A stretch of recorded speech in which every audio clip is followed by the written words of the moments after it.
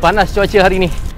Alhamdulillah, saya baru saja selesai melawat tapak projek pembedahan rumah di bawah iHome Property di sekitar Shah Alam ni. Lebih kurang dalam 3 kawasan yang kita lawat, Alhamdulillah. Dan ini sebenarnya lah hasil usaha dan juga sokongan daripada tuan-tuan puan-puan yang berada di luar sana. Seluruh rakyat Semenanjung Malaysia, kami ucapkan jutaan terima kasih di atas sokongan, di atas support, di atas kepercayaan tuan-tuan puan-puan yang terus memilih kami, kontraktor bina rumah di atas tanah sendiri, iHome Property Management Sdn Bhd, bagi membina rumah dan juga kediaman impian anda. Bagi mereka yang di luar sana, bagi individu yang berada di luar sana yang masih lagi bercita-cita untuk membina rumah, tuan-tuan puan-puan masih lagi mencari kontraktor pilihan anda, saya syorkan anda untuk memilih iHome Property.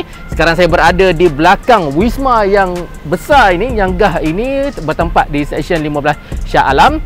Dan Alhamdulillah kami 8 tahun dalam industri kontraktor bina rumah, lebih daripada 700 unit rumah kami telah bina. Dan yang menariknya, bagi mana-mana yang membuat pendaftaran bagi promosi bulan Februari ini, sehingga 29 Februari, kami di iHome Property nak menawarkan tiles ataupun jubin percuma satu rumah untuk mana-mana pembeli yang membeli rumah bersaiz 700 kaki persegi dan ke atas. Bagi iHome Property, rumah yang 700 square feet dan ke atas adalah bermula daripada rumah Dahlia jenis A. So, tiles percuma untuk promosi berbaki 10 kota saja lagi sehingga 29 Februari.